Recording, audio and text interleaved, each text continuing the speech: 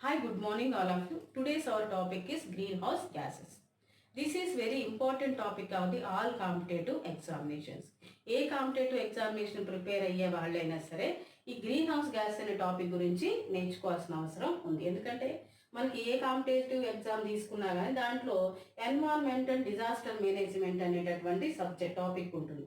దాంట్లో భాగంగా మనం గ్రీన్ హౌస్ గ్యాస్ అనేటటువంటి సబ్ టాపిక్ గురించి నేర్చుకోవాలి. అంటే మనకి యూజీసీ నెట్ ఎగ్జామ్ ప్రిపేర్ అయ్యే వాళ్ళైనా, సెట్కి ప్రిపేర్ అయ్యే వాళ్ళైనా, గురుకులాలకు ప్రిపేర్ అయ్యే వాళ్ళైనా అందరూ కూడా నేర్చుకోవాల్సినటువంటి topic green house gases. Green house gases ముఖ్యంగా మనకి ఎగ్జామినేషన్ పాయింట్ ఆఫ్ వ్యూలో ఈ గ్రీన్ హౌస్ గ్యాసెస్ గురించి ఎలా అడుగుతాడు అంటే which of the following is the green house gas అని అడుగుతాడు, లేదా which of the following is not green house gas అని అడుగుతాడు. అంటే ఈ క్రింది వాళ్ళలో గ్రీన్ హౌస్ గ్యాసెస్ ఏది అని అడుగుతాడు, లేదా గ్రీన్ హౌస్ గ్యాస్ కానిది ఏది అని అడుగుతాడు. సో మనకి గ్రీన్ హౌస్ గ్యాసెస్ ఏంటో తెలుసుకోవాలి. తర్వాత అసలు గ్రీన్ హౌస్ గ్యాసెస్ వలన మన భూమి మీద ఎలాంటి ఎఫెక్ట్ అనేది పడుతుంది, అంటే భూమి మీద ఎలాంటి ఎఫెక్ట్ పడుతుందంటే గ్రీన్ హౌస్ గ్యాసెస్ వల్లనే గ్లోబల్ వార్మింగ్ అనేది ఏర్పడింది.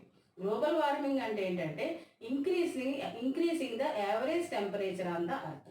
భూమి మీద సరాసరి టెంపరేచర్ పెరిగిపోవడాన్ని గ్లోబల్ వార్మింగ్ అంటారు. ఈ గ్లోబల్ వార్మింగ్కి రీజన్ ఏంటంటే గ్రీన్ హౌస్ గ్యాసెస్. అంటే గ్రీన్ హౌస్ గ్యాస్ ఏం చేస్తాయంటే green house gases greenhouse gases observing the infrared rays and emitting it back to the earth. ఇవి ఇన్ఫ్రారెడ్ రేస్ని అంటే తీసుకొని అబ్జర్వ్ చేసుకొని వాటిని మళ్ళీ భూమి వైపుకే వదలడం అనేది జరుగుతుంది. దీనివల్ల మనకి గ్లోబల్ వార్మింగ్ అనేది పెరిగిపోతూ ఉంటుంది. ఇవి ఈ విధంగా గ్రీన్ హౌస్ గ్యాసెస్ అనేవి గ్లోబల్ వార్మింగ్ పెరగడానికి కారణమైనటువంటి గ్యాసెస్. ఈ గ్రీన్ హౌస్ గ్యాసెస్లో మనకి ఇవన్నీ కూడా గ్రీన్ హౌస్ గ్యాసెస్గా మనం చెప్పుకోవచ్చు. ఒకటి కార్బన్ డైఆక్సైడ్, నైట్రస్ ఆక్సైడ్ని N2O అని అంటారు. అంటే ఇది chemical formula carbon dioxide CO2 and nitrous oxide N2O, methane CH4, CFCS, water vapour and ozone. These are the green house gases. Okay, అయితే ముఖ్యంగా మనకి examination point of view question ఎలా వస్తుందంటే carbon dioxide release from the source of the following. అంటే carbon dioxide అనేది ఈ క్రింది దేని ద్వారా రిలీజ్ అవుతుంది అని అడుగుతాడు. సో మన కార్బన్ డైఆక్సైడ్ రిలీజ్ అయ్యేటటువంటి సోర్సెస్ గురించి మనం చూడాలి.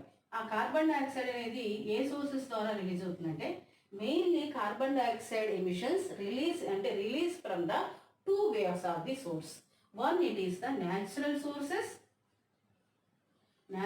Source and next one anthropogenic source.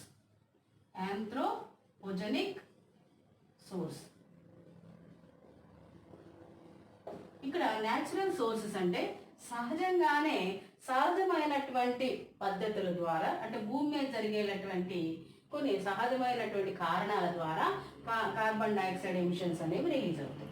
అంతేకాకుండా ఆంథ్రోపోజెనిక్ యాక్టివిటీస్ అంటే హ్యూమన్ యాక్టివిటీస్, అంటే మానవ కార్యకలాపాల ద్వారా కార్బన్ డైఆక్సైడ్ ఎమిషన్స్ అనేవి రిలీజ్ అవుతూ ఉంటాయి. సో ఇక్కడ మనకి న్యాచురల్ సోర్సెస్ ఏంటో చూద్దాం. అంటే న్యాచురల్ సోర్సెస్ ఏంటి అంటే which of the called as the natural sources to release the carbon dioxide release అయ్యేటటువంటి న్యాచురల్ సోర్సెస్ చూద్దాం. అది ఒకటి మనకి వాల్కానిక్ అవుట్ గ్యాస్, రెండోది రెస్పిరేషన్ ప్రాసెస్ అని కూడా అంటారు.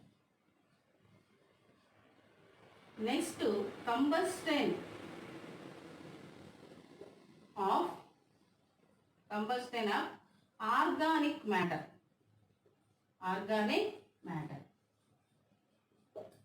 These are the three sources to release the carbon dioxide emissions into the atmosphere. అంటే న్యాచురల్ సోర్సెస్లో వాల్కానిక్ అవుట్ గ్యాస్, అంటే వాల్కానిక్ ఎరప్షన్ జరిగినప్పుడు వాటి నుండి కార్బన్ డైఆక్సైడ్ విపరీతంగా రిలీజ్ అవుతూ ఉంటుంది. అంటే వాల్కానిక్ ఎరప్షన్స్, ఎందుకంటే వాల్కానిక్ ఎరప్షన్స్ అనేవి మనకి ఇంటీరియర్ ఎర్త్లో ఉన్నట్టు కోర్ ప్రాంతంలో లావా ఫామ్ అయినప్పుడు వాల్కానిక్ ఎరప్షన్స్ అనేవి జరుగుతుంటాయి. ఆ దశలో కార్బన్ డైఆక్సైడ్ అనేది ఎక్కువగా రిలీజ్ అవుతుంది. రెస్పిరేటరీ సిస్టమ్ అంటే రెస్పిరేషన్ సిస్టమ్, ఇది ఒక బయోలాజికల్ సైకిల్. ఎలా అంటే ఇక్కడ మన భూమి మీద యానిమల్స్, ప్లాంట్స్ అంటే యానిమల్స్ అంటే ఇంక్లూడెడ్ హ్యూమన్ బీయింగ్. హూ అంటే animals releasing the carbon dioxide and plants releasing the oxygen and the plants receiving the carbon dioxide in the process of the photosynthesis. అంటే ఫోటోసింథసిస్ అనేటువంటి process కోసం plants carbon డైఆక్సైడ్ని తీసుకుంటాయి. అంటే ఇక్కడ ఏమవుతుందంటే ఈ సైకిల్లో కార్బన్ డైఆక్సైడ్ రిలీజ్ అయినప్పటికీ కూడా అవి ప్లాంట్స్ రిసీవ్ చేసుకుంటాయి కాబట్టి మనకి ఈ యొక్క బయోలాజికల్ సైకిల్ వల్ల ఎలాంటి ప్రాబ్లం అనేది రాదు. కానీ ఇక్కడ ఏమవుతుందంటే ఇప్పుడు మనకున్నటువంటి ఈ 20th సెంచరీలో ఓవర్ పాపులేషన్ ఎక్కువైపోయి, అంటే human population and animal population ఎక్కువైపోయి ప్లాంట్ పాపులేషన్ అనేది తగ్గిపోవడం వల్ల ఆక్సిజన్ రిలీజ్ అవ్వడం అనేది తగ్గుతూ కార్బన్ డైఆక్సైడ్ రిలీజ్ అనేది ఎక్కువ అవుతూ మళ్ళీ ఆ కార్బన్ డైఆక్సైడ్ రిసీవ్ చేసుకునేటువంటి ప్రాసెస్ కూడా తగ్గిపోవడం వల్ల మనకు ప్రాబ్లమ్స్ అనేవి వస్తున్నాయి. అయితే ఈ ప్రాసెస్ మాత్రం మళ్ళీ మనం హ్యూమన్ సోర్సెస్గా కూడా చెప్పుకోవచ్చు. అంటే రెస్పిరేషన్ ప్రాసెస్ అనేది జనరల్గా నేచురల్ అయినప్పటికీ కూడా ఆ రెస్పిరేషన్ ప్రాసెస్లో డ్రాస్టిక్ చేంజెస్ రావడానికి కారణం మాత్రం హ్యూమన్ బీయింగ్ అని చెప్పవచ్చు. ఎందుకంటే increasing the over population, decreasing the plant population. ఇది దీనికి కారణం ఎవరంటే మళ్ళీ మనుషులు, మనమే అన్నమాట. అది మనం అప్పుడు డిఫారెస్టేషన్లో చూద్దాం. Next combustion of the organic matter. ఇక కంబస్షన్ ఆర్గానిక్ మ్యాటర్ వల్ల కూడా కార్బన్ డైఆక్సైడ్ అనేది రిలీజ్ అవుతూ ఉంటుంది. అంటే ఆర్గానిక్ మ్యాటర్ని మనం యూటిలైజ్ చేసుకోవడం వల్ల కూడా మనకి కార్బన్ డైఆక్సైడ్ రిలీజ్ అవుతూ ఉంటుంది. ఇప్పుడు యాంథ్రోపోజెనిక్ యాక్టివిటీస్ చూద్దాం. అంటే మనకి యాంథ్రోపోజెనిక్ యాక్టివిటీస్లో ముఖ్యంగా మానవీయ కార్యకలాపాల వలన కార్బన్ డైఆక్సైడ్ అనేది ఏ విధంగా రిలీజ్ అవుతుంది. ఒకటి, బర్నింగ్ ద ఫ్యూజిల్ ఫ్యూల్స్.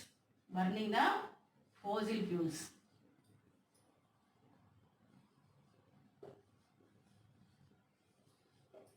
అంటే శిలాజ ఇంధనాల్ని మండించడం వల్ల కార్బన్ డైఆక్సైడ్ అనేది రిలీజ్ అవుతూ ఉంటుంది. శిలాజ ఇంధనాలు అంటే such as coal, firewood and coal కానీ, ఫైర్వుడ్ కానీ, ఆయిల్స్ కానీ వీటిని మండించడం వల్ల కార్బన్ డైఆక్సైడ్ అనేది రిలీజ్ అవుతూ ఉంటుంది. సెకండ్,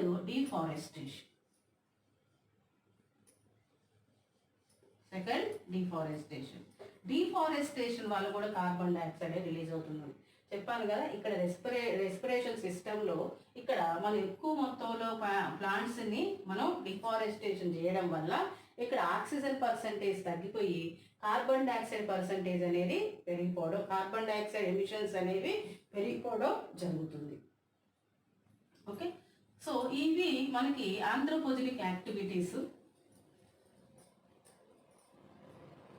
అంతేకాకుండా యాంథ్రోపోజెనిక్ యాక్టివిటీస్లో establishing the multipurpose dams and factories, industries and also constructing the buildings, ఇవన్నీ కూడా యాంథ్రోపోజెనిక్ యాక్టివిటీస్ వలన జరిగేటటువంటి కార్యకలాపాలు. వాటి వలన కార్బన్ డైఆక్సైడ్ అనేది రిలీజ్ అవుతుంది. అయితే మనకి యూజీసీ నెట్ ఎగ్జామినేషన్లో కానీ, కాంపిటేటివ్ ఎగ్జామినేషన్లో కానీ మనకి క్వశ్చన్స్ అనేవి ఎలా వస్తాయి అంటే చూడండి, which of the following sector mostly releasing the carbon dioxide emissions అని. అంటే ఇక్కడ మనకి కొన్ని సెక్టార్స్ అనేవి ఉన్నాయి. అంటే ఆ సెక్టార్స్ని ఎస్పెషల్ అడుగుతున్నాడు.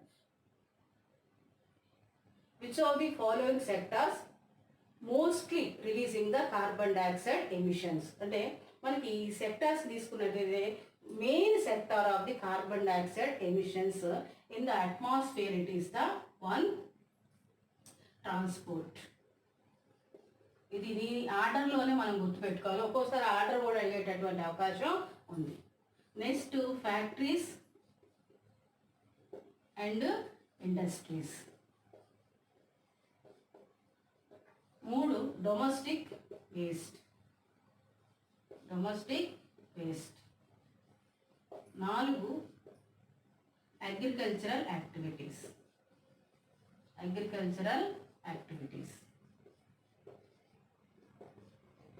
చూడండి, ఇది ట్రాన్స్పోర్ట్.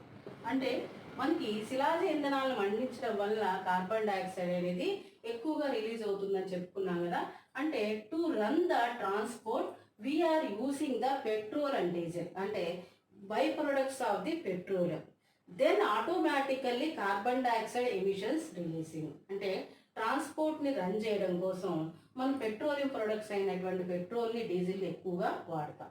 దానివల్ల మనకి కార్బన్ డైఆక్సైడ్ ఎమిషన్స్ అనేవి పెరిగిపోతూ ఉన్నాయి. అంటే transport is the main source of the to releasing the carbon dioxide emissions.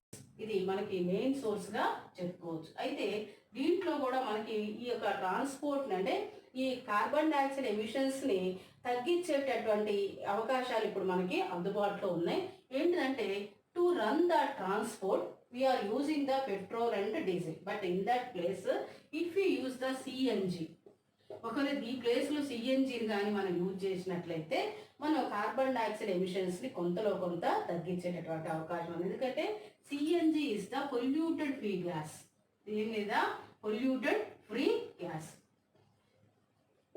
ఇది పొల్యూషన్ని క్రియేట్ చేయనటువంటి గ్యాస్ ఏంటంటే సిఎన్జి. సిఎన్జి ఫుల్ ఫామ్ కూడా క్వశ్చన్లు అడగడం జరిగింది.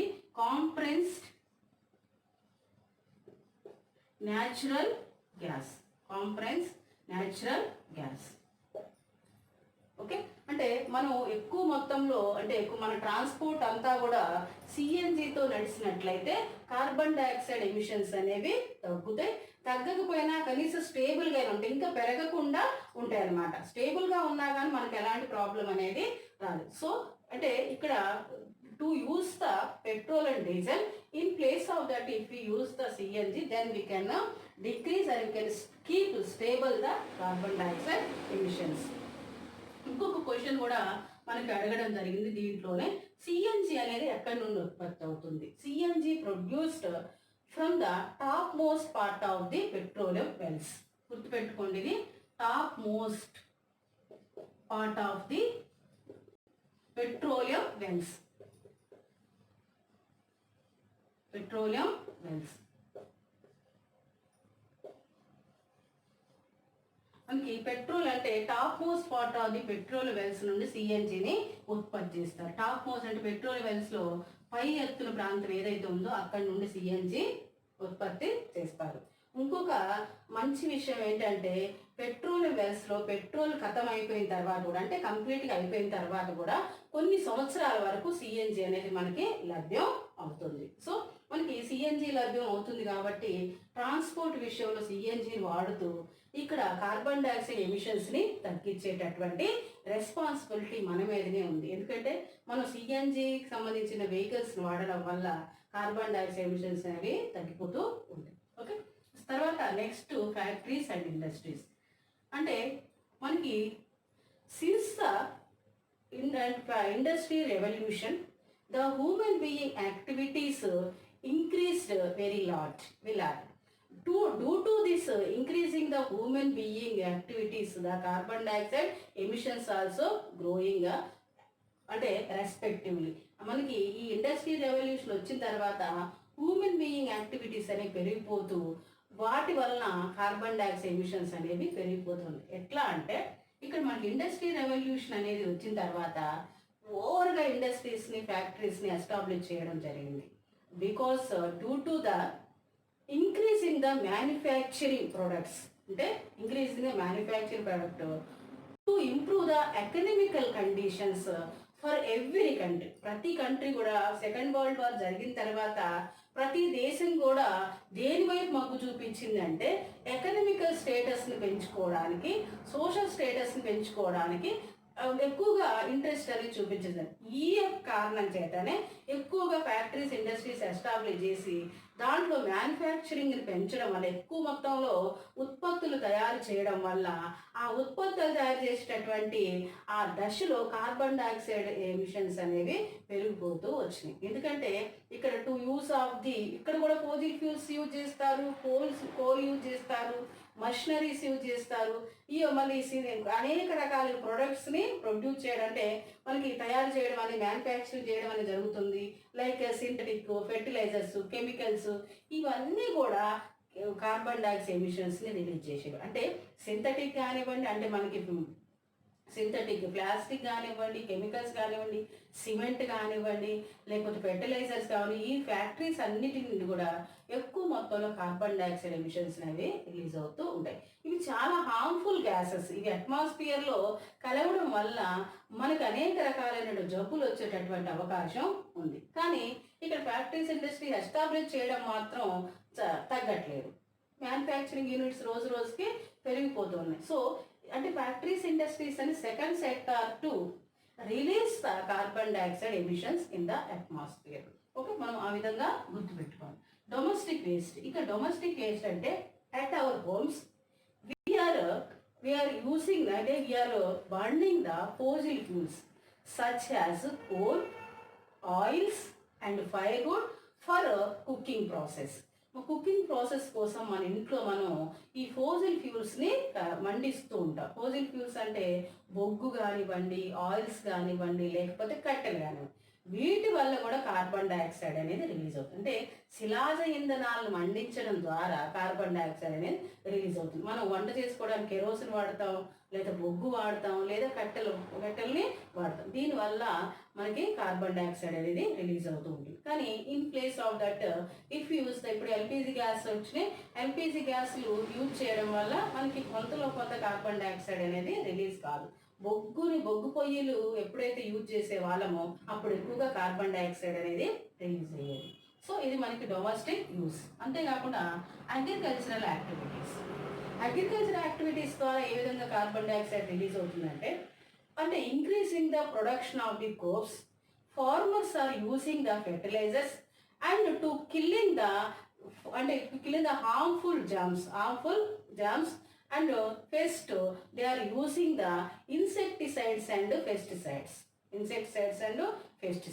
In this way, the fertilizers, insecticides, pesticides releasing the carbon dioxide emissions in the atmosphere. ఈ fertilisers, insecticides ఇవి carbon డైఆక్సైడ్ని ఎక్కువ మోతాదులో రిలీజ్ చేస్తూ ఉంటాయి. అంటే ఎక్కువగా ఫెర్టిలైజర్స్, ఇన్సెక్టిసైడ్స్, పెస్టిసైడ్స్ వాడడం వల్ల కార్బన్ డైఆక్సైడ్ అనేది రిలీజ్ అవుతూ ఉంటుంది. సో ఇవి మనకి సోర్స్, అంటే మెయిన్ సోర్స్. ఒక ఆర్డర్లో చెప్పుకున్నట్టు ఇవి మెయిన్ సోర్సెస్. మరి హ్యూమన్ బీయింగ్ కార్యకలాపాల వలన ఇవేనా అంటే ఇవిగా ఇంకా ఉన్నాయి. అంటే deforestation also one of the activity by the human being to release the carbon dioxide emissions. Deforestation అంటే చెట్లని నరకడం, చెట్లని డిస్ట్రాయ్ చేయడం, ఫారెస్ట్ని డిస్ట్రాయ్ చేయడం. అయితే డిఫారెస్టేషన్ ప్రాసెస్ అనేది హ్యూమన్ బీయింగ్ ఎందుకు చేస్తున్నారు అంటే దీనికి మనం రెండు రీజన్స్ చెప్పవచ్చు. ఒకటి ఏంటంటే construct the living buildings, construct the buildings, constructing the factories and industries, constructing the multi-purpose dams. ముఖ్యంగా ఈ మల్టీపర్పస్ డ్యామ్స్ వల్లనే మనకి ఎక్కువ మొత్తంలో డిఫారెస్టేషన్ చేయాల్సినటువంటి అవసరం వస్తాయి. మల్టీపర్పస్ డ్యామ్స్ అంటే పెద్ద పెద్ద డ్యామ్స్ అనమాట. ఆ డ్యామ్స్ నిర్మించేటటువంటి ఆ చుట్టుపక్కల ప్రాంతాల్లో ఉన్న చెట్లన్నిటిని నరుకుతూ ఉంటారు. అందుకనే మనకి ఒక దామోదరి వ్యాలీ మనకి ఒక రెవల్యూషన్ కూడా వచ్చింది. అంటే అప్పుడు వాళ్ళు ఆ చుట్టుపక్కల ఉన్న వాళ్ళందరూ కూడా పెద్ద గొడవ చేయడం జరిగింది. సో ఇక్కడ constructing of the multipurpose dams we are destroying the trees, destroying the forest. And also మనం నివాస యోగ్యానికి అనుకూలంగా ఉండడానికి మనం డిఫారెస్టేషన్ కూడా చేస్తున్నాం. అంటే నివాస యోగ్యానికి కావాల్సిన బిల్డింగ్స్ని నిర్మించడం కోసం, ఫ్యాక్టరీస్, ఇండస్ట్రీస్ నిర్మించడం కోసం మనం డిఫారెస్టేషన్ అనేది చేస్తున్నాం. ఇంకొక రీజన్, ఇంకొక సెకండ్ రీజన్ ఏంటంటే షిఫ్టింగ్ కల్టివేషన్.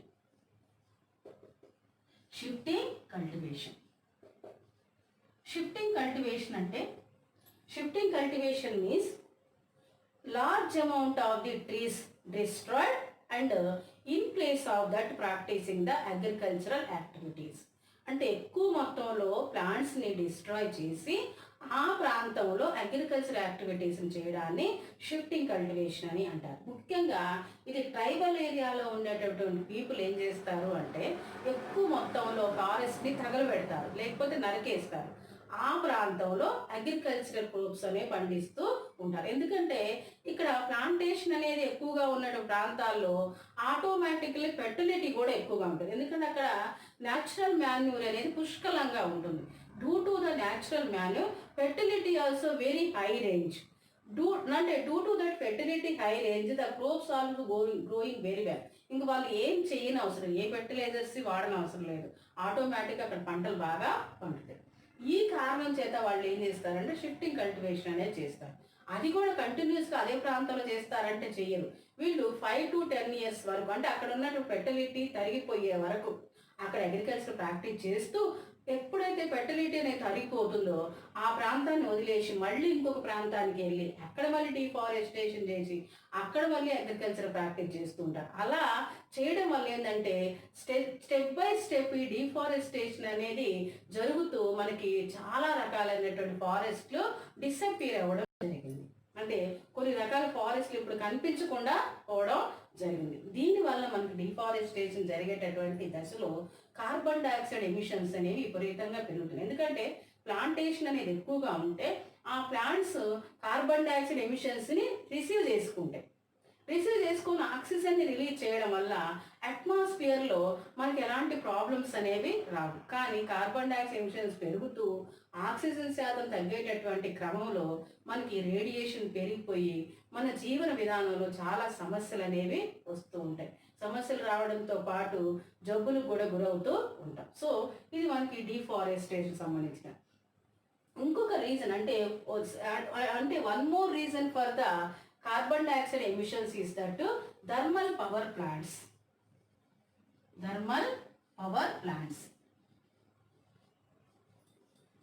విద్యుత్ అంటే ఇక్కడ థర్మల్ విద్యుత్ కేంద్రాలు అని అంటాం.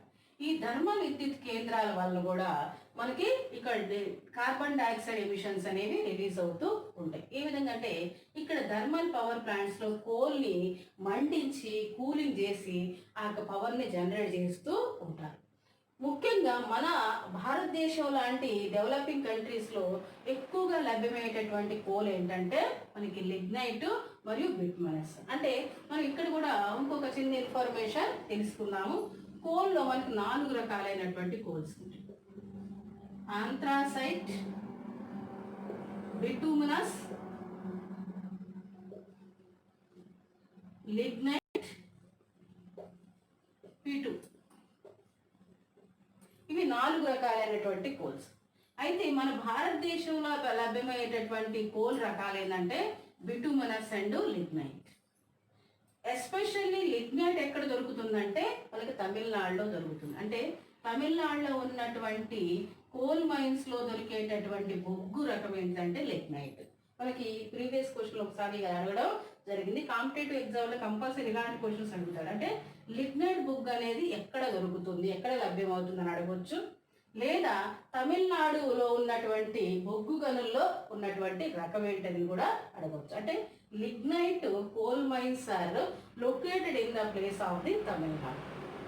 ఇక మిగతా బొగ్గు అంతా కూడా మనకి బిటూమినస్ బొగ్గే. మనకి చాలా ప్రాంతాల్లో బొగ్గు అనేది ఉంది కదా, అంటే బీహార్లో కానివ్వండి, లేకపోతే ఆంధ్రప్రదేశ్, మన తెలంగాణలో బొగ్గు అనేది, ఇది అంతా కూడా బిటూమినస్ బొగ్గు. ఇవన్నీ ఎందుకు చెప్తున్నానంటే ముఖ్యంగా కార్బన్ డైఆక్సైడ్ ఎమిషన్స్ రిలీజ్ అయ్యేటటువంటి బొగ్గు రకాలు బిటూమినస్ అండ్ లిగ్నైట్. అంటే ఈ రెండుటి వలన ఎక్కువ మోతాదులో కార్బన్ డైఆక్సైడ్ అనేది రిలీజ్ అవుతూ ఉంటుంది. అది మన భారతదేశంలో ఎక్కువగా ఉంది. సో మన భారతదేశంలో కార్బన్ డైఆక్సైడ్ రిలీజ్ కావడానికి మరి ఒక రీజన్ ఏంటంటే మనకు దొరికేటటువంటి బొగ్గు రకాలు బిటూమినస్ అండ్ లిగ్నైట్. దాని ద్వారానే మనం థర్మల్ పవర్ ప్లాంట్స్లో విద్యుత్ మనం జనరేట్ చేస్తూ ఈ యొక్క బొగ్గును వాడకం అనేది చేస్తూ ఉన్నాం. ఇకపోతే ఆంథ్రాసైట్ అనేది తక్కువ మోతాదులో కార్బన్ డైఆక్సైడ్ని రిలీజ్ చేసేటటువంటి బొగ్గు రకం అన్నమాట. ఎందుకంటే దీంట్లో కెలోరిఫిక్ వాల్యూస్ అనేవి బాగుంటాయి కాబట్టి దీంట్లో తక్కువ మోతాదులో కార్బన్ డైఆక్సైడ్ ఎమిషన్స్ రిలీజ్ అవుతాయి. కానీ మన ఇండియాలో ఈ బొగ్గు అనేది దొరకదు. ఇది ఎక్కడ దొరుకుతుంది అంటే ఆస్ట్రేలియాలో దొరుకుతుంది. ఆస్ట్రేలియాలో దొరికేటటువంటి బొగ్గు పేరు ఆంథ్రాసైట్. ఇది ఎక్కువగా స్టీల్ ఫ్యాక్టరీస్లో యూజ్ చేస్తారు. ఆంథ్రాసైట్ అనేది స్టీల్ ఫ్యాక్టరీస్లో యూజ్ చేస్తారు అనమాట. సో ఇది మనకి నేను దీంట్లో థర్మల్ పవర్ ప్లాంట్స్లో భాగంగా ఈ బిట్ కూడా చెప్పడం జరిగింది. ఇది మనకి కార్బన్ డైఆక్సైడ్ ఎమిషన్స్ని రిలీజ్ చేసేటటువంటి sources. One it is the natural source of the releasing the carbon dioxide and ఇంకోటి anthropogenic source of the releasing the carbon dioxide.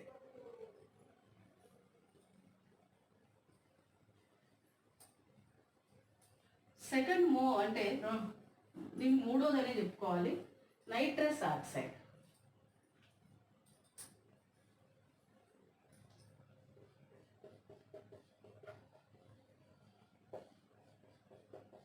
Nitrous oxide దీన్ని N2O అని అంటారు. Nitrous oxide is called N2 అదే దీని chemical formula N2O. అయితే ఇక్కడ మనం గమనించాలి, nitrous oxide, nitric oxide, nitrogen oxide. Nitric oxide, nitrogen oxide is not considered as the global warming gas, అంటే గ్రీన్ హౌస్ గ్యాస్. అంటే నైట్రిక్ ఆక్సైడ్ కానీ nitrogen oxide కానీ గ్లోబల్ వార్మింగ్ గ్యాస్ కాదు. కేవలం నైట్రస్ ఆక్సైడ్ మాత్రమే గ్లోబల్ వార్మింగ్ గ్యాస్. ఎందుకంటే మనకు మూడు పదాలు ఒకేలాగా ఉంటాయి కాబట్టి ఒక్కోసారి ఆ వర్డ్స్ కూడా ఇచ్చినప్పుడు వాటిని మనం పిక్ చేసే అవకాశం ఉంటుంది. సో పర్టికులర్గా మనం గుర్తుపెట్టుకోవాలి, nitrous oxide is the gas of the global warming gas, అంటే గ్రీన్ హౌస్ గ్యాస్. దీన్ని మరి nitrous oxide is also called as the laughing gas. Laughing gas, దీన్ని లాఫింగ్ గ్యాస్ అని కూడా అంటారు. Okay, and nitrous oxide is the by product of fossil fuels. Fossil ఫ్యూల్స్కి బై ప్రొడక్ట్గా కూడా మనం నైట్రస్ ఆక్సైడ్ని చెప్పుకోవచ్చు. ఓకే, సో ఇది లాఫింగ్ గ్యాస్ అని అంటాం, ఇది by product of fossil fuels. Carbon dioxide లాగానే నైట్రస్ ఆక్సైడ్ కూడా మనకి రెండు విధాలుగా రిలీజ్ అవుతుంది, అంటే 2 సోర్సెస్ ద్వారా రిలీజ్ అవుతుంది. అంటే nitrous oxide also releasing from the natural and also human being activities.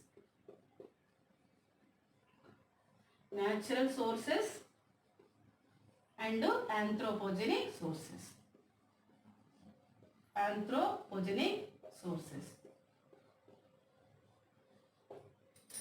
Natural sources అంటే ఎక్కువ మొత్తంలో నైట్రస్ ఆక్సైడ్ రిలీజ్ అయ్యేటటువంటిది ఏంటంటే ఈ న్యాచురల్ సోర్సెస్. దాదాపు 62% of the nitrous oxide release from the natural sources. And anthropogenic human being activities ద్వారా కేవలం మనకి 38% of the nitrous oxide release అవుతుంది.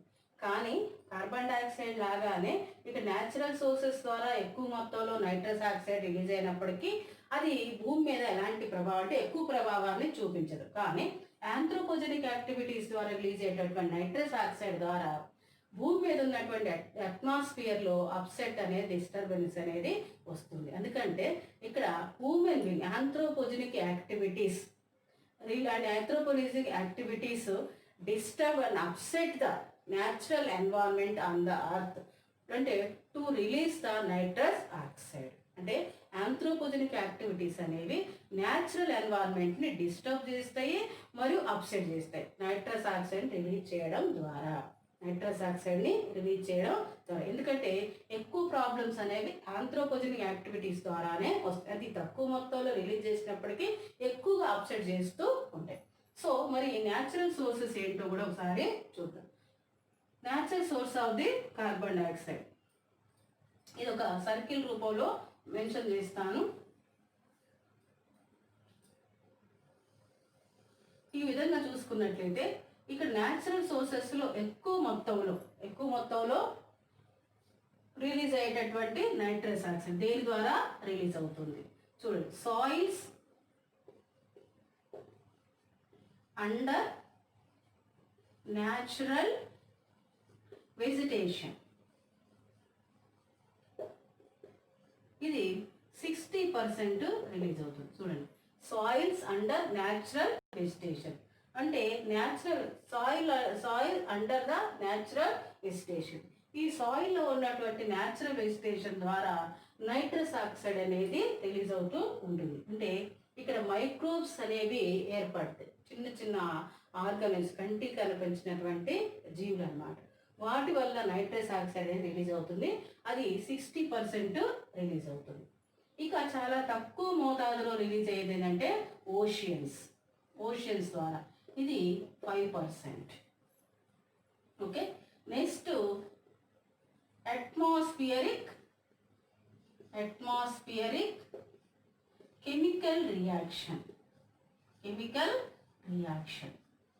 దీని ద్వారా 30% రిలీజ్ అవుతుంది. అంటే మనకి వాతావరణంలో కలిగేటటువంటి కెమికల్ రియాక్షన్ వల్ల, అంటే వాతావరణంలో బయోలాజికల్ సైకిల్ అనేది నడుస్తూనే ఉంటుంది. ఇది continuous process.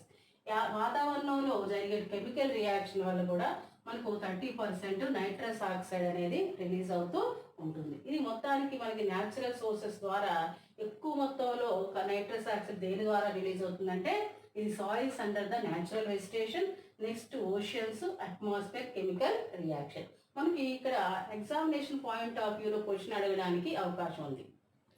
As the natural sources of the nitrous oxide which of the main source అని అడుగుతారు. అంటే నైట్రస్ ఆక్సైడ్ రిలీజ్ అయ్యేటటువంటి న్యాచురల్ సోర్సెస్లో ఎక్కువ మొత్తంలో ఎక్కడి నుండి రిలీజ్ అవుతుందని అడుగుతాడు. ఎక్కువ మొత్తంలో ఎక్కడి నుంచి రిలీజ్ అవుతుందంటే సాయిల్స్ అండర్ ద న్యాచురల్ వెజిటేషన్లో జరిగేటటువంటి ఆ యొక్క ప్రాసెస్ వలన ఎక్కువ మొత్తంలో నైట్రస్ ఆక్సైడ్ అనేది రిలీజ్ అవుతూ ఉంటుంది. Next anthropogenic sources. మరి యాంథ్రోపోజెనిక్ సోర్సెస్ని కూడా చూద్దాం ఒకసారి. యాంథ్రోపోజెనిక్ సోర్సెస్ అనేవి ఎక్కువ మొత్తంలో ఎక్కడి నుండి రిలీజ్ అవుతాయి అంటే ఎక్కువ మొత్తంలో అగ్రికల్చరల్ యాక్టివిటీస్. అగ్రికల్చరల్ యాక్టివిటీస్లో 67% of the nitrous oxide releasing from the agricultural activities as the anthropogenic sources. ఎక్కువ మొత్తంలో మనకు నైట్రస్ ఆక్సైడ్ అనేది ఎక్కువ ఎక్కడి నుంచి రిలీజ్ అవుతుందంటే అగ్రికల్చరల్ యాక్టివిటీస్ అంటే over use of the fertilizers, pesticides and insecticides. మనం చాలా రకాలైన ఫెర్టిలైజర్స్ని వాడుతూ ఉంటాం. అంటే పంటలు ఎక్కువగా పండించడం కోసం న్యాచురల్ మాన్యూర్ బదులుగా ఇప్పుడు ఏంటంటే ఫెర్టిలైజర్స్ ఎక్కువ వాడుతున్నారు. దీన్ని సింథటిక్ ఫెర్టిలైజర్స్ అంట. ఈ సింథటిక్ ఫెర్టిలైజర్స్ వల్ల ఏంటంటే ఎక్కువ మొత్తంలో నైట్రస్ ఆక్సైడ్ అనేది రిలీజ్ అవుతుంది. అంతేకాకుండా ఈ పెస్ట్ని చంపడానికి, లేకపోతే ఈ యొక్క ఇన్సెక్టిసైడ్స్ అంటే ఇన్సెక్ట్స్ని చంపడానికి ఇన్సెక్టిసైడ్స్ కూడా యూజ్ చేస్తూ ఉంటారు. ఇవి ఇన్సెక్ట్స్ని చంపడమే కాకుండా, పెస్ట్ని చంపడమే కాకుండా నైట్రస్ ఆక్సైడ్ ఎమిషన్స్ కూడా రిలీజ్ చేస్తూ ఉంటాయి. సో ఇది ముఖ్యంగా అగ్రికల్చరల్ యాక్టివిటీస్లో ఎక్కువ మొత్తంలో నైట్రస్ ఆక్సైడ్ అనేది 67% రిలీజ్ అవుతూ ఉంటుంది. అంటే తర్వాత ఒక 10% ఎక్కడి నుంచి రిలీజ్ అవుతుందంటే బర్నింగ్ ఆఫ్ ఫోజిల్ ఫ్యూల్స్. శిలాజ ఇంధనాల్ని మండించడం ద్వారా 10% రిలీజ్ అవుతుంది. Next burning of biomass.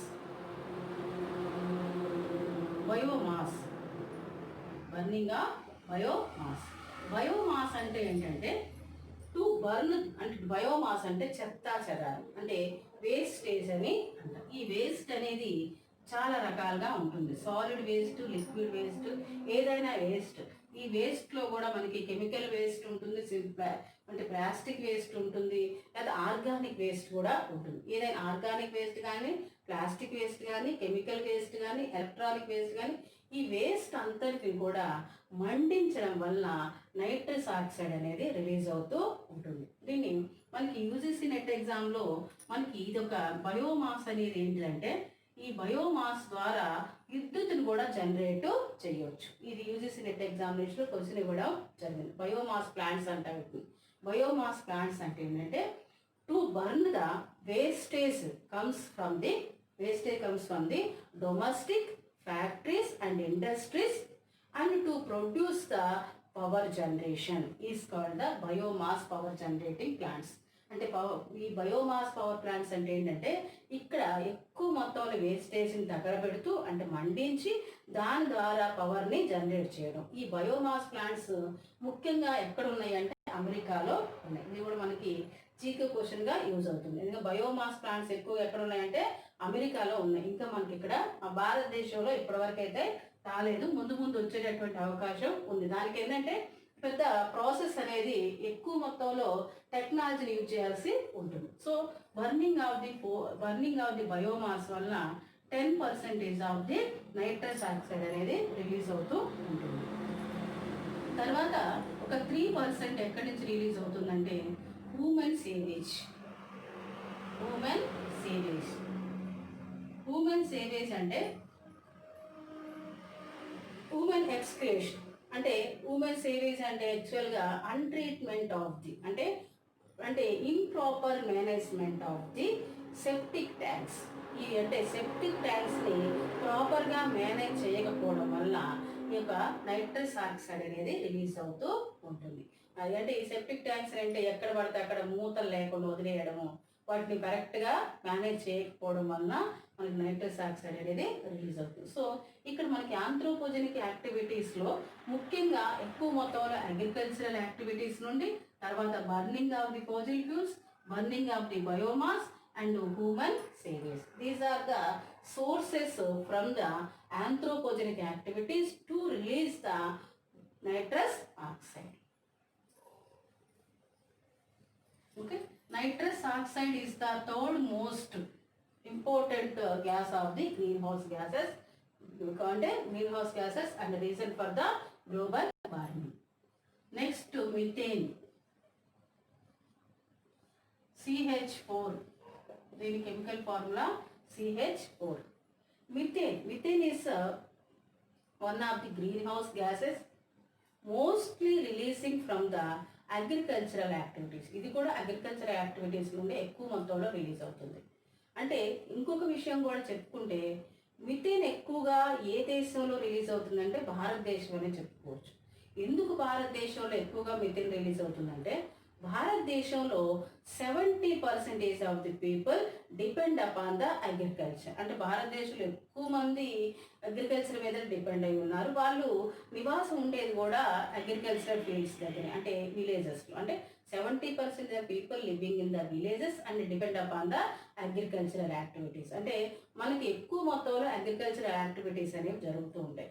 అందుకని భారతదేశంలో ఎక్కువగా మిథేన్ అనేది రిలీజ్ అవుతూ ఉంటుంది. అంటే ఎక్కువగా మిథేన్ రిలీజ్ అయ్యేటటువంటి దేశాల్లో భారతదేశం ఒకటిగా మనం చెప్పుకోవచ్చు. అయితే ఇక్కడ మిథేన్ రిలీజ్ అయ్యేటటువంటి డిఫరెంట్ సోర్సెస్ కూడా ఒకసారి చూద్దాం. మిథేన్ ఎక్కడి నుంచి రిలీజ్ అవుతుంది అంటే ముఖ్యంగా వెట్ ల్యాండ్స్. ఇది మనకి ప్రీవియస్ క్వశ్చన్ పేపర్లో 2012లో ఏమో అడిగారు. అంటే 2012లో ఈ క్వశ్చన్ అడగడం జరిగింది. Methane releasing from the following source అని అడిగాడు. వెట్ ల్యాండ్ అంటే తడి ప్రాంతాలు అంట.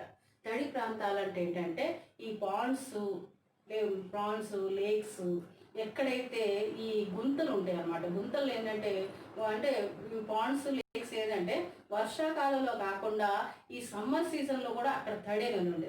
అంటే నీళ్ళన్నీ ఎండిపోయిన తర్వాత కూడా అక్కడ బురద అనేది ఉంటుంది అన్నమాట, తడి అనేది ఉంటుంది. ఆ తడి ప్రాంతాలు ఉన్నటువంటి దగ్గర నుండి ఎక్కువగా మిథేన్ అనేది రిలీజ్ అవుతూ ఉంటుంది. అంటే wetland is the one of the source of the releasing the methane. Next paddy rice fields.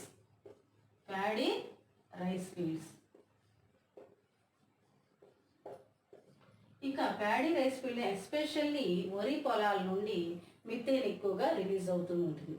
వరి పొలాల నుండి, ఎందుకంటే వరి పొలాలు ఎక్కువగా కూడా తడి ఎక్కువగా ఉన్నటువంటి పొలాలు అన్నమాట. తడి ఇక్కడ ఎక్కువగా తడి ఉంటుంది. అంటే రేగడ భూమి అంటే ఉంటుంది కదా, అంటే తడి ఎక్కువగా ఉంటుంది కాబట్టి ఇక్కడ నుండి ఎక్కువగా మిథేన్ అనేది రిలీజ్ అవుతుంది. అంతేకాకుండా ఈ యొక్క ప్యాడీ రైస్ ఫీల్డ్లో ఏం చేస్తారంటే కుప్ప నూర్పిన తర్వాత ఆ యొక్క గడ్డి ఏదైతే ఉందో దాన్ని అలాగే వదిలేస్తారు. అది మట్టిలో డికంపోజిషన్ అవుతూ ఉంటుంది, అంటే కుళ్ళిపోతుంది అనమాట. ఆ కుళ్ళిపోయిన దాని నుండి మిథేన్ అనేది ఎక్కువ రిలీజ్ అవుతూ ఉంటుంది. అంటే ఇవి అగ్రికల్చరల్ యాక్టివిటీస్. అంటే అగ్రికల్చరల్ ప్రొడక్ట్స్, అంటే వేస్ట్ ప్రొడక్ట్స్ని కుళ్ళబెట్టడం ద్వారా మిథేన్ అనేది రిలీజ్ అవుతూ ఉంటుంది. మూడవది వేస్ట్, అంటే యానిమల్ వేస్ట్. ముఖ్యంగా యానిమల్ వేస్ట్ అంటే డంగ్ అన్నమాట. పేడ నుండి ఎక్కువగా మిథేన్ అనేది రిలీజ్ అవుతూ ఉంటుంది. ఇంతకుముందు మనకి బయోగ్యాస్ ప్లాంట్స్ అనేవి వచ్చినాయి. బయోగ్యాస్ ప్లాంట్స్ అంటే వాటిని పేడని, అంటే పేడని బాగా ఎక్కువగా స్టోర్ చేసి దాన్ని బాగా మిక్సప్ చేయడం ద్వారా గ్యాస్ని అంటే ప్రొడ్యూస్ చేసేవాళ్ళు, దాంతో వంట చేసుకునేవాళ్ళు అనమాట. ఈ బయోగ్యాస్ ప్లాంట్స్ అని విలేజ్లో బాగా ఇంతకుముందు బాగా వచ్చినాయి, కానీ దాని నుండి మిథేన్ ఎక్కువగా రిలీజ్ అవుతుందని దాన్ని ఇప్పుడు క్లోజ్ చేయడం జరిగిందనమాట. ఓకే, సో యానిమల్ వేస్ట్ అంటే డంగ్తో పేడతో బయోగ్యాస్ ప్లాంట్స్ని ఏర్పాటు చేసి దాని ద్వారా కుకింగ్ చేసేటటువంటి ప్రాసెస్నే బయోగ్యాస్ ప్లాంట్స్ అని. అంతేకాకుండా ఈ కోల్ మైన్స్ నుండి కూడా మిథేన్ అనేది రిలీజ్ అవుతుంది. కోల్ మైన్స్ అంటే మనకి బొగ్గు గనుల నుండి మిథేన్ రిలీజ్ అవుతుంది. సీపేస్ ప్లాంట్స్ నుండి మిథేన్ రిలీజ్ అవుతుంది. సీపేస్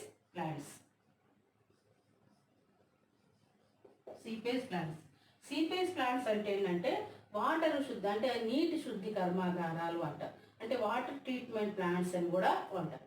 వాటర్ ట్రీట్మెంట్ ప్లాంట్స్ ఏంటంటే ఎస్పెషల్లీ ఇన్ ద సిటీస్లోనే ఇవి ఎక్కువగా ఉంటాయి. విలేజెస్లో తక్కువగా ఉంటాయి, విలేజెస్లో ఉండకపోవచ్చు కూడా. సీపేజ్ ప్లాంట్స్ ఎక్కువగా ఎక్కడ ఉంటాయంటే సిటీస్లో. ఇక్కడ పెద్ద పెద్ద సిటీస్లో ఏంటంటే డొమెస్టిక్ యూస్ అంటే డొమెస్టిక్ యూజ్ చేసుకొని నీళ్ళు అంటే వేస్ట్ ఏదైతే ఉందో ఆ నీరంతా కూడా ఊరు బయట ఆ సిటీ బయట స్టోర్ చేస్తారు. అంటే ఇళ్ళ నుండి వచ్చేటటువంటి నీరు, ఫ్యాక్టరీ నుంచి వచ్చేటటువంటి నీరు, ఆఫీసుల నుండి వచ్చేటటువంటి వేస్ట్ వాటర్ అంతా కూడా సిటీ బయట స్టోర్ చేస్తారు. స్టోర్ చేసి దాన్ని శుద్ధి చేస్తారు, క్లీన్ చేస్తారు. చేసిన తర్వాత ఆ క్లీనింగ్ వాటర్ని అగ్రికల్చరల్ ఫీల్డ్కి తరలిస్తూ ఉంటారు. ఈ ప్రాసెస్లో అంటే ఈ స్టోరింగ్ ప్రాసెస్, ఈ శుద్ధి చేసేటటువంటి ప్రాసెస్లో ఎక్కువగా మిథేన్ అనేది రిలీజ్ అవుతూ ఉంటుంది. అయితే ఇక్కడ మనకి ఈ క్వశ్చన్ కూడా ఒకసారి అడగడం జరిగింది, మన యూజీసీ నెట్ ఎగ్జామినేషన్లోనే క్వశ్చన్ కూడా అడగడం జరిగింది. ఏం అడిగాడంటే in the city of the Chennai the methane released following source అని అడిగాడు. అంటే చెన్నై సిటీలో ఎక్కువగా మిథేన్ అనేది దేని ద్వారా రిలీజ్ అవుతుంది? అది సిటీ అని ఎస్పెషల్లీ మెన్షన్ చేశాడు. మళ్ళీ చెన్నై అంటే పెద్ద సిటీ కాబట్టి ఎక్కువగా మిథేన్ అనేది ఎక్కడి నుంచి రిలీజ్ అవుతుందంటే సీపేజ్ ప్లాంట్స్ అనేది మనకు తెలియాలి. ఎందుకంటే ప్రతి ఒక్క సిటీస్లో ఈ సీపేజ్ ప్లాంట్స్ అనేవి ఉంటాయి. అదే ఒకవేళ విలేజ్ సైడ్ అడిగాడు అనుకోండి, అది మనకి యానిమల్ వేస్ట్ కానివ్వండి, ప్యాడీ రైస్ ఫీల్డ్ కానివ్వండి చెప్పవచ్చు. అంటే అది అగ్రికల్చరల్ యాక్టివిటీస్ నుండి ఎక్కువగా విలేజ్ నుండి రిలీజ్ అవుతుంది. ఈ సీపేజ్ ప్లాంట్స్ నుండి ఎక్కువగా సిటీస్ నుండి రిలీజ్ అవుతుంది. అంతేకాకుండా the process on duration of transportation of the oils during the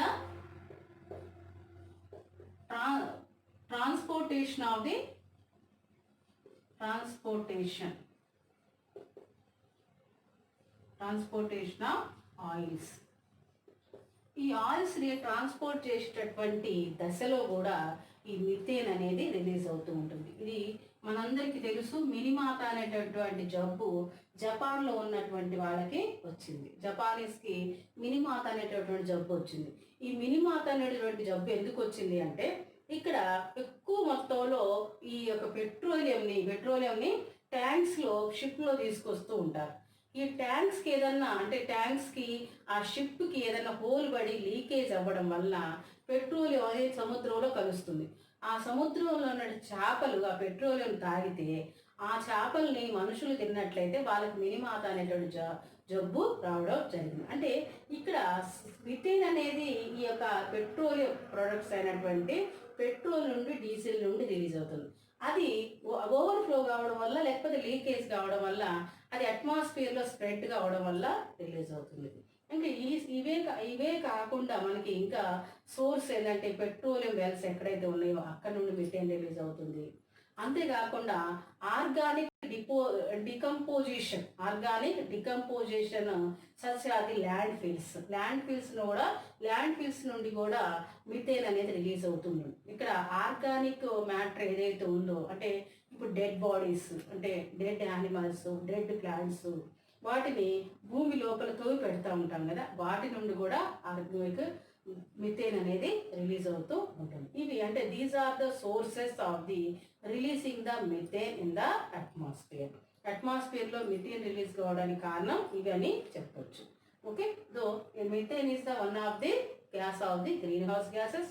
because of the methane also there is a global warming. Next CFCs chlorofluorocarbons, CFCs. వీటిని chlorofluorocarbons అని అంటారు.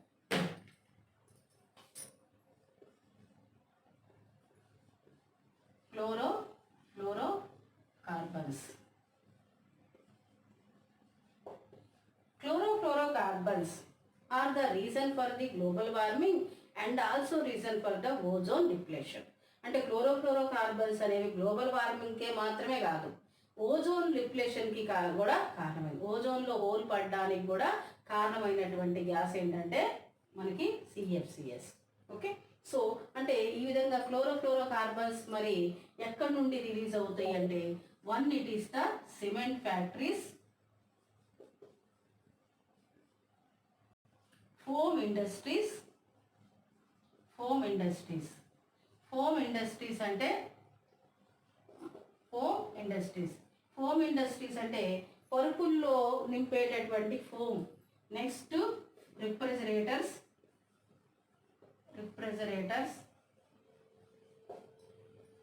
4 ఏసీస్, అండ్ 5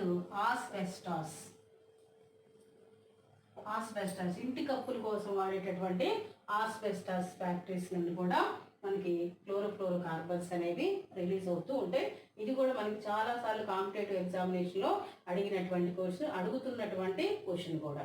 సో CFCs అనేది main reason for the global warming and also reason for the ozone depletion. తర్వాత ముఖ్యంగా మనకి water vapour గురించి అసలు మనం ఫస్టే చెప్పుకోవాలి. ఇది వాటర్ వేపర్ అనేది ఎక్కువ మొత్తంలో గ్లోబల్ వార్మింగ్కి కారణమైనటువంటి గ్యాస్. 37% నుండి 72% వరకు వాటర్ వేపర్ వల్ల గ్లోబల్ వార్మింగ్ అనేది ఏర్పడుతూ ఉంటుంది. అంటే ఈ గ్యాస్ ఎంత ఉంటుంది అన్నమాట అట్మాస్ఫియర్లో. Okay, so water vapour is the potent gas of the global warming and it is one of the greenhouse gas also. కానీ it is not directly forcing the radiation on the surface of the earth. కాకపోతే ఇది డైరెక్ట్గా రేడియేషన్ని సర్ఫేస్లోకి forcing చెయ్యదు. Indirectly it became the agent of the global warming. అంటే ఇండైరెక్ట్గా global వార్మింగ్కి ఏజెంట్గా మారింది.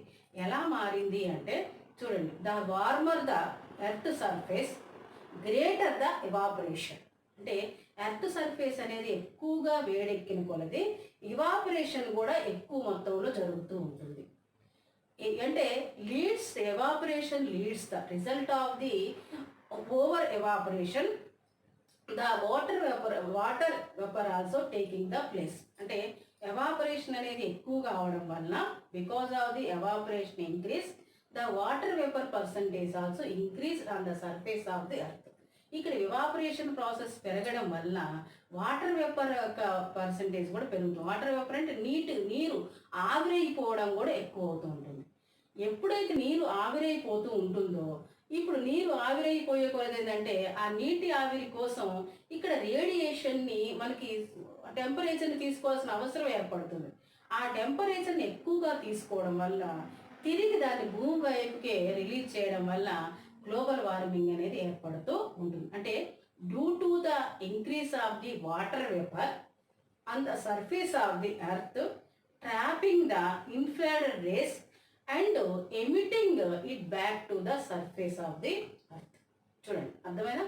ఇక్కడ వాటర్ వేపర్ అనేది ఎక్కువ మోతాదులో జరగడం, అంటే నీరు అనేది ఎక్కువగా ఆవిరవుతున్న కొలది ఇక్కడ ఇన్ఫ్రారెడ్ రేస్ని, ఇది వాటర్ వేపర్ అనేది ఏం చేస్తుంది, ఇన్ఫ్రారెడ్ రేస్ని అబ్జర్వ్ చేసుకొని తిరిగి దాన్ని భూమి వైపుకే పంపిస్తూ ఉంటుంది. ఈ ప్రాసెస్లో గ్లోబల్ వార్మింగ్ అనేది విపరీతంగా పెరిగిపోతూ ఉంటుంది. అంతేకాకుండా ఈ వాటర్ వేపర్ పర్సంటేజ్ పెరిగిపోవడం వల్ల క్లౌడ్ బర్స్టింగ్ అయ్యేటటువంటి అవకాశం కూడా ఉందన్నమాట. వాటర్ వేపర్ ఎక్కువగా అయితే ఏమవుతుందంటే క్లౌడ్స్ ఎక్కువగా ఫామ్ అయ్యి కండెన్సేషన్ జరిగి అవి ఆటోమేటిక్గా కుండపోతగా వర్షం అనేది కురుస్తూ ఉంటుంది. కాబట్టి వాటర్ వేపర్ అనేది ఏంటంటే ఒక కంటిన్యూస్ ప్రాసెస్. అంటే దీన్ని ఒక వాటర్ సైకిల్ అని అంటాం. మనం 5th క్లాస్లోనో 6th క్లాస్లో నేర్చుకున్నాను వాటర్ సైకిల్ ఏంటంటే in the summer season water became the vapour. అంటే వాటర్ అనేది వాటర్ వేపర్గా మారుతుంది. అంటే in the process of the evaporation. Then it became the condensation and to form the clouds, and in the process of the precipitation it became the droplets of the water and coming towards the earth. అంటే ఇక్కడ water vapour కావడం, condensation కావడం, అవి డ్రాప్లెట్స్గా మారి మళ్ళీ భూమిని చేరడం అనేది ఒక సైకిల్ అనమాట. సమ్మర్ సీజన్లో వాటర్ వేపర్ అవుతుంది, రైనీ సీజన్లో వర్షం పడుతుంది, మళ్ళీ సమ్మర్ సీజన్లో వాటర్ వేపర్ అవుతుంది, రైనీ సీజన్లో వర్షం పడుతుంది. ఇది సైకిల్, ఇది కంటిన్యూస్ సైకిల్. కానీ ఈ కంటిన్యూస్ సైకిల్ అనేది ఒక లిమిటెడ్లో జరిగినప్పుడు మనకి ఎలాంటి ప్రాబ్లం అనేది ఉండదు. కానీ ఎక్కువ మొత్తంలో నీరు ఆవిరయ్యే కొలది మనకి గ్లోబల్ వార్మింగ్కి దారితీయడం జరుగుతుంది. అందుకనే water vapour is the indirect agent to forcing the radiation on the surface of the earth. ఇది మనకి వాటర్ వేపర్కి సంబంధించినటువంటి అంశం. ఎందుకంటే చాలాసార్లు క్వశ్చన్ కూడా అడుగుతారు, ఎక్కువ మొత్తంలో గ్లోబల్ వార్మింగ్ కారణమైనటువంటి గ్యాస్ ఏదంటే వాటర్ వేపర్ అని చెప్పాలి. అంటే carbon dioxide is the main source of the global warming. అంటే ఎక్కువ మోతాదులో కారణమైనది వాటర్ వేపర్. ఇది కాకుండా ozone also one of the gas of the green house gases to become the global warming gas. ఇది కూడా గ్లోబల్ వార్మింగ్ గ్యాస్కి సంబంధించింది. Okay, so this is the green house gases. దీంట్లో ముఖ్యంగా మీరు అందరు గుర్తుపెట్టుకోవాలి, source of the emissions, different emissions, carbon dioxide కావచ్చు, nitrous కావచ్చు, మీథేన్ కావచ్చు. ఈ సోర్సెస్ని ఎక్కువగా అడుగుతున్నాడు. ఈ సోర్సెస్ని అడగడంతో పాటు ఈ మధ్య మిటిగేషన్ కూడా అడుగుతున్నాడు. అంటే ఈ ప్రికాషన్ ప్లాన్స్ అనేది కూడా అడుగుతున్నాడు. అంటే వీటిని ఏ విధంగా తగ్గించగలరు, ఈ తగ్గించేటటువంటి ప్లాన్స్ కూడా అడుగుతున్నాడు. వాటిలో అవి కూడా మనం గుర్తుపెట్టుకోవాలి. సో ఇవి గ్రీన్ హౌస్ గ్యాస్ సంబంధించినటువంటి ఇన్ఫర్మేషన్. ఎగ్జామినేషన్ పాయింట్ ఆఫ్ వ్యూలో చదువుకుంటూ వెళ్ళినట్లయితే మనకి ఏ కాంపిటేటివ్ ఎగ్జామ్కి అయినా సరే మనకి ఎక్కువ మార్కులు వచ్చేటటువంటి అవకాశం ఉంది. Thank you for watching my channel. మీరందరూ కూడా నా ఛానల్ని సబ్స్క్రైబ్ చేసుకోండి. ఈ ఎగ్జామినేషన్కి ఎవరైతే ప్రిపేర్ అవుతున్నారో ఫ్రెండ్స్ కానీ ఇంకెవరైనా ఉంటే వాళ్ళకి ఈ వీడియోస్ షేర్ చేయండి. మీకు నచ్చితే లైక్ కూడా చేయండి. యూజీసీ నెట్ గురించి మీకు ఒక చిన్న ఇన్ఫర్మేషన్ కూడా చెప్తాను.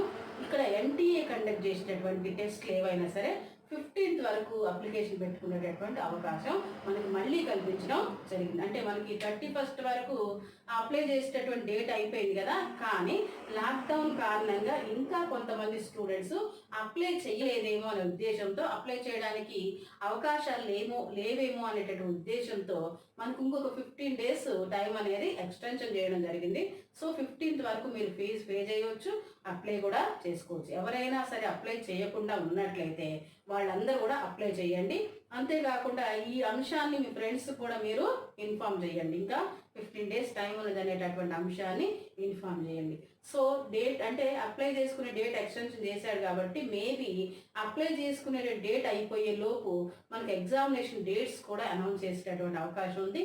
సో మేబీ ఇది August 1st వీక్లో కానీ లేకపోతే August 16th 17th వరకు ఎగ్జామినేషన్ కండక్ట్ చేసే అవకాశం కూడా ఉంది. ఎనీవే మనకి ఈ యొక్క సమయం దొరికింది అంటే అది మన మంచి కోసం అనుకోవాలి. దీన్ని మనం ప్రిపరేషన్ కోసం ఉపయోగించుకున్నట్లయితే మన మంచి రిజల్ట్ అనేది వస్తుంది. Thank you very much.